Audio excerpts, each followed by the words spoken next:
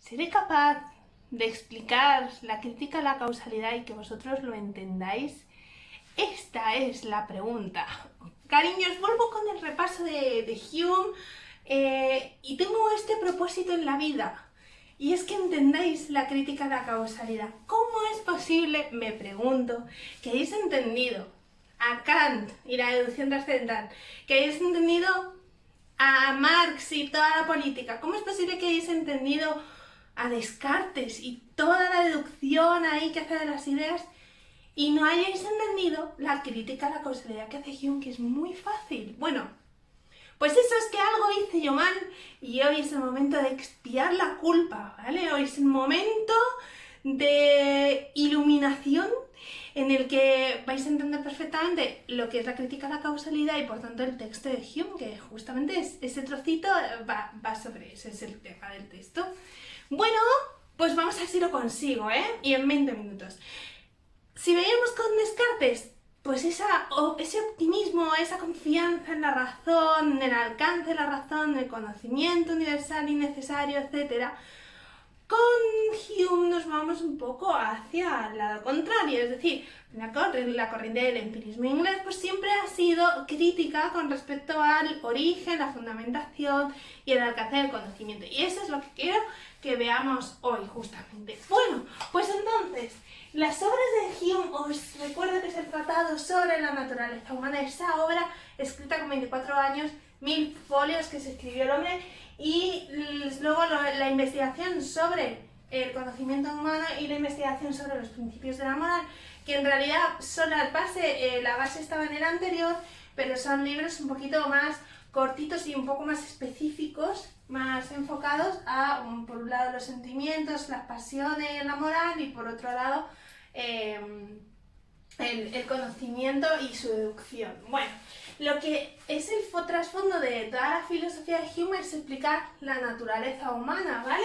Cuáles son nuestros límites, cómo operamos, qué relación hay entre los sentimientos, el conocimiento, etc. O sea que en realidad lo que Hume pretende explicar al fin y al cabo es el ser humano. Bueno, entonces en el problema del conocimiento lo que tenemos que decir primero es que el empirismo, ya sabéis, que es la corriente que piensa que el origen del conocimiento está en la experiencia, ¿vale? El origen. Eso quiere decir que hay un rechazo a la idea del conocimiento innato. Y esto lo veíamos sobre todo con Locke. Hume coge eso que dice Locke. Y es que si las ideas fueran innatas, serían iguales en todos nosotros, pero no lo parece, menos aún una idea de Dios, cuando cada uno parece tener una idea distinta de lo que puede ser Dios, y por tanto no tiene sentido fundamentar el conocimiento en una idea innata que en relación a estos autores no existiría. La mente al nacer nosotros es como, se suele decir, como una tabula rasa, como un papel en blanco, no hay nada y son los sentidos los que nos abren al mundo, ¿vale? Ahora, lo que hace Hume es decir, bueno, pues vamos a hacer un análisis del contenido mental. Y esto también lo hacía Descartes cuando hacía pues ideas ficticias, adventicias, no sé qué. Bueno, pues ¿cuál es el contenido mental que nosotros tenemos? Y él lo divide en dos cosas: impresiones e ideas. Las impresiones son aquellos contenidos mentales presentes que me vienen de los sentidos. Es decir, por ejemplo, yo ahora me estoy viendo a mí misma en el móvil y estoy viendo esta habitación y tal y cual. Y luego cuando me acuerde que se me ha olvidado decir en el vídeo no sé qué cosa y tal, pues entonces ahí lo que tengo es una idea. Cuando las impresiones devienen en el tiempo a través de la imaginación, tenemos las ideas, que pueden ser simples o puede ser compleja, ¿vale? Hay una relación lógica entre una y otra, y es que las ideas son siempre copias de las impresiones. La tesis fuerte de Hume, como ya os decía, es que todo conocimiento viene de una impresión anterior. Y no puede ser de otra manera. Y esto es muy importante entenderlo, porque es la base de todo. O sea, si no hay impresión de una idea, de esa idea, es imposible tener la idea. Por eso va a haber algunas pseudoideas, como veremos después, ¿no? Ideas que no tienen una base empírica y que por tanto son fruto más bien de la imaginación del ser humano. Muy bien, lo que pasa es que, claro, nosotros tenemos impresiones y tenemos tenemos ideas, pero necesitamos conectar cosas, si no, no habría conocimiento. Y eso es lo que le lleva a Hume a hablar de unos principios de asociación de conocimiento. Vale, pues esos principios de asociación, después de deducir mucho, Hume llega a la conclusión de que son tres principalmente: la contigüidad de espacio-tiempo, la semejanza y la causalidad. Entonces, estas tres ideas lo que nos permiten es conectar las impresiones, conectar nuestras ideas para que se ensamblen, ¿no? Para que tengan sentido. Bueno, lo que está muy claro es que de estas tres ideas, la causalidad es la idea estrella, es la idea reina, ¿vale? La causalidad, la inferencia de causa-efecto, es la que nos permite predecir en el futuro. Por tanto, la causalidad es la base del conocimiento inductivo, o sea, es la base de la inducción. Muy bien, ¿qué es la inducción, profe? Que no me acuerdo muy bien. Pues la inducción es el procedimiento por el cual nosotros de casos particulares inferimos una ley general que además luego por deducción nos permite inferir de nuevo casos particulares. Véase, por ejemplo, que yo un cuervo y veo que es negro, y veo 100 cuervos y veo que son negros, y veo 150.000 cuervos y decimos, hostia, todos los cuervos son negros, ¿no? Eso es una inducción. Esa inducción está sustentada en la idea de la unión de ese pajarraco con el color, ¿vale? Entonces, lo que yo pienso es que hay una conexión entre el color del cuervo y el pájaro, ¿no? Como he visto muchas veces eso, pienso pues que todos tienen esa conexión. Vale, entonces ahí tenéis un caso de inducción y cómo esa inducción está basada en la causalidad. Y espero que esto se entienda, porque esto, majos, sí que es el quid de la cuestión. Bueno, entonces, lo que dice Hume es que de este conocimiento que viene de estos principios de asociación tenemos como dos posibilidades de conocimiento con un alcance distinto. Puede haber conocimientos que son tan solo basados en relaciones de ideas y por tanto son conocimientos, bueno, lo que él luego va a decir Kant, que son juicios analíticos y sintéticos a priori y tal, que para Hume son analíticos, que son relaciones de ideas entre sí, conocimientos matemáticos, que no necesitan experiencia como tal, ¿no?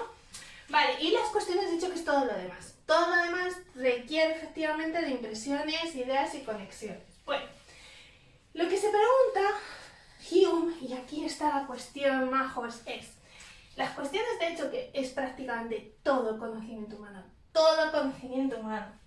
se basa, de hecho, en la inducción, y la inducción se basa en la causalidad, ¿vale? Es como una pirámide, ¿vale? El grueso del conocimiento humano que está abajo se basa en la inducción, necesita la inducción, y la inducción se basa en la causalidad. Y lo que se pregunta Hume es, ¿y cómo es ese conocimiento inductivo? O sea, ¿qué alcance tiene? ¿Cómo se hace? ¿De dónde viene? ¿No? Y esto, majos, es la crítica a la causalidad. Vamos a ello. Entonces, ¿cómo es el conocimiento que viene por la inducción? ¿Cuál es su alcance y tal? Lo que dice Hume es que nosotros normalmente hemos pensado, y dice, y la historia de la filosofía ha pensado, y la ciencia ha pensado que nosotros, a través de la causalidad, tenemos un conocimiento universal y necesario. Pensamos que hay una conexión necesaria entre las cosas y que nosotros conocemos esa conexión necesaria entre las cosas. Y lo que dice Hume es, ¿seguro que eso es un conocimiento universal y necesario? Porque vamos a ver cómo procedemos para hacer este tipo de conocimiento. Entonces, lo que Hume piensa, lo he puesto aquí, es que la causalidad lo que nos permite es ir conectando hechos. Pues A1 he puesto aquí A1 B1, A2 B2, A3 B3, por ejemplo, el cuervo 1 con el color negro, el cuervo 2 con el color negro, el cuervo 3 con el color negro, y llegamos a la conclusión de que todos los cuervos son negros.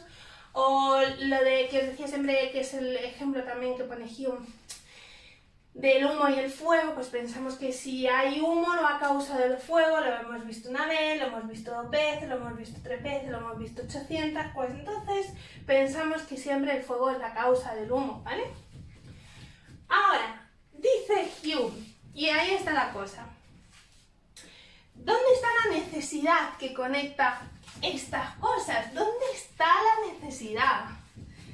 Y dice, pues podría pasar dos cosas, y es que nosotros tuviésemos o viésemos la conexión necesaria que hay entre esas dos cosas. Y dice Hume, pero eso no sucede.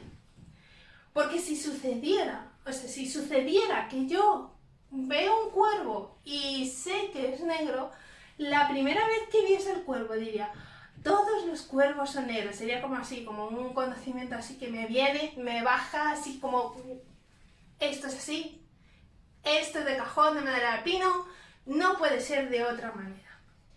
No es eso lo que pasa, porque nosotros no necesitamos una o dos veces, necesitamos 800.000, 420 veces para inducir algo. Entonces, la conexión necesaria no estaba ni en el caso 1, ni en el caso 2, ni en el caso 3, ni en el caso 25. Es simplemente que nosotros lo hemos conectado. Vale, pero también podría pasar, dice Hume, que nosotros, no sé, tuviésemos impresión de la causalidad, ¿no? Impresión de la causalidad, ¿qué querría decir eso? Que si yo tiro el boli, se va a caer, ¿no? Lo tiro otra vez. Y ahora os pregunto, mientras tiro el boli, así estas cosas, ¿dónde veis? Se me ha caído todo. ¿Dónde veis la conexión entre una cosa y otra? Porque yo lo que veo es que el boli se cae si lo suelto. Pero no tengo impresión de la necesidad. No tengo la impresión de nada de eso. Luego, lo que dice Hume es que, cariños míos, esto es lo que dice Hume, es que este conocimiento es muy útil y es muy válido, es decir, el conocimiento inductivo es muy necesario, el ser humano, la naturaleza humana procede así, el entendimiento procede así, pero ese conocimiento no viene de ninguna conexión necesaria y por tanto no es un conocimiento universal. El conocimiento inductivo basado en la causalidad está fundamentado en el hábito o en la costumbre. Yo he visto un montón de veces dos cosas conectadas, yo conecto la idea y ya está. Nadie me puede decir, y yo misma puedo dudar de que alguna vez me encuentre un ejemplo totalmente contrario, porque no son cosas de cajón, ¿vale? Por tanto, el conocimiento humano en su generalidad, en las cuestiones de hecho, o sea, prácticamente todo el conocimiento humano basado en la inducción, está simplemente basado en conexiones probables, plausibles, pero no en conexiones necesarias. Por tanto, el conocimiento humano tiene esa limitación. Puede haber conocimiento, dice Hume, sí hay conocimiento, pero el alcance del conocimiento no es algo universal. Bueno, corto y sigo con esto. Vale, chicos, entonces, el conocimiento humano está basado en la idea de la creencia, ¿vale? El término, el concepto de la creencia en Hume es fundamental en el tema del conocimiento, porque la creencia es un conocimiento justificado, pero que viene o se sustenta en base al hábito asociativo que nosotros tenemos, en base a la costumbre, y por tanto tiene un alcance solo probable, ¿vale? Hay que distinguir entre el origen del conocimiento, fundamentación, alcance, ¿vale? Ahora, es muy importante en Hume, como ya os decía en clase, entender que esta que dice él sobre el conocimiento, la causalidad, tiene un trasfondo muy importante, porque va a empezar una crítica a la metafísica, ¿vale? A la metafísica tradicional, tal y como la habían entendido Platón, Sócrates, etc. Y ya sabéis que luego, en la época contemporánea, por ejemplo, Nietzsche es uno de los grandes críticos de la metafísica, y que incluso Kant también va a criticar en cierto sentido el conocimiento que viene de la metafísica, porque no considera que sea un conocimiento científico. Bueno, pues hay que entender que lo que está de fondo, o sea, esta crítica a la causalidad no es nada inocente, porque de fondo lo que va a hacer Hume es criticar unas ideas muy importantes que habían sido como los cimientos de la metafísica tradicional. Vale, y estas ideas son las ideas de Dios, del alma y del mundo, que ya nos van a sonar luego para Kant. Vale, lo que piensa Hume es que las frases, juicios como Dios existe, es algo que no se puede sancionar por la razón. Sería una pseudoidea, porque a ese concepto de Dios no le precede una impresión sensible. Por tanto, este tipo de juicios de Dios existe, Dios ha creado el mundo, Dios es así, la esencia de Dios es tal, serían juicios que serían pseudoideas, no conforman ningún tipo de conocimiento como tal. La idea del mundo, de que hay un mundo incluso que causa mis impresiones, dice Hume, es ir demasiado lejos. Yo eso no lo sé, no tengo impresión sensible de la totalidad nunca, y lo único que a lo que yo voy es a mi contenido mental. Entonces sí, parece que mi contenido mental está causado por un mundo externo, pero tanto como saber si en verdad está causado, o si el mundo es infinito o finito, es causado o creado o no, esas cosas es imposible saberlas. Y también en relación al alma, porque nosotros tendemos a pensar que hay un principio de unicidad también en el ser humano que nos da sentido, y lo que dice Hume es que no, o sea, nosotros lo que tenemos en relación a nuestra identidad son un haz de percepciones. Nosotros tenemos siempre algo cambiante, y en el mundo también. Por tanto, hay una crítica a la idea misma de la sustancia. La idea de la sustancia es la creencia en que hay algo permanente en el ser, ¿vale? Es decir, que hay algo que permanece más allá de todos los cambios. En realidad, lo que dice Hume es que la idea de la sustancia no es ninguna impresión sensible tampoco. Entonces, como solo conocimiento, si hay una impresión sensible, de lo que no hay impresión, no hay conocimiento. Y yo nunca tengo impresión de ninguna sustancia. De hecho, lo que yo tengo son impresiones continuas de que las cosas van cambiando, ¿vale? De ahí lo que os decía, esa crítica que hace Hume a la religión, que está en la historia de la religión natural, que está en los diálogos sobre la religión, y entonces estas ideas de Hume llevan lógicamente a una crítica que él mismo no se atrevió mucho a hacer, porque hay algunos tratados que no los publicó ni siquiera en vida, a lo que es la concepción de la religión, y también va a suponer los orígenes del ateísmo después. Bueno, lo que es muy importante es, como os decía, el concepto de la naturaleza humana. La razón es una capacidad humana, pero tiene unos poderes muy limitados. Es muy necesaria, porque sin ella no tendríamos ningún conocimiento, no nos podríamos valer. Pero tan importante como la razón en el ser humano son los sentimientos, y esto le lleva a una concepción de la ética emotivista. Otro autor que hemos visto que es emotivista es San Agustín de Hipona. Bueno, los autores que van más al emotivismo moral piensan que los sentimientos son la base de las intuiciones morales, y por tanto la base de todo juicio moral. Bueno, entonces es muy importante en Hume el concepto de la pasión. Las pasiones son esas impresiones que se nos presentan al entendimiento como ya buenas y malas, pero no son impresiones que vengan de la experiencia, y esto en Hume se mete mucho en ello. Os decía el caso del asesinato, que es un caso que él pone, que el propio Hume explica. Yo cuando veo a alguien que ha muerto y se me revuelven las tripas, ¿no? Y pienso que es algo horrible, pero lo bueno o lo malo, la verdad, la justicia de eso no es ninguna impresión sensible. Luego, por tanto, esas impresiones que se presentan al entendimiento, esas pasiones, no vienen ni tenemos un conocimiento racional sobre ellas, sino que están ligadas al sentimiento, ¿vale? Las pasiones, por tanto, son los que nos dirían, no me da la razón, como os he puesto aquí, dictarían los fines, las metas, y dictarían las cosas que son buenas y malas. La razón sí que iría a dictar cuáles son los medios necesarios para conseguir esos fines. Por ejemplo, cuando yo quiero a alguien y luego pienso, ¿y ahora cómo le conquisto? Bueno, pues entonces esos medios sí te los va a dictar la razón. El fin en sí mismo nunca lo dicta la razón, sino que lo dicta la pasión. Bueno, ahora, otra cosa muy importante del sentimiento, porque claro, el sentimiento es muy subjetivo, pero dice Hume que nosotros estamos conectados, o sea, los seres humanos estamos conectados. ¿Y cómo nos conectamos? ¿Cómo hacemos para sentir piedad, compasión por otro, ayudar? ¿Por qué podemos ser solidarios, justos, y por qué todo eso lo consideramos algo bueno? Pues porque hay un sentimiento, dice Hume, que es el que nos conecta a los demás, que él habla mucho del sentimiento de la benevolencia o de la simpatía, y que hoy es lo que entendemos como empatía, es la capacidad de ponerse en el lugar del otro. La capacidad de amar de alguna forma al otro es lo que hace que busques lo que es útil para uno, lo que es útil para los demás y bueno para los demás.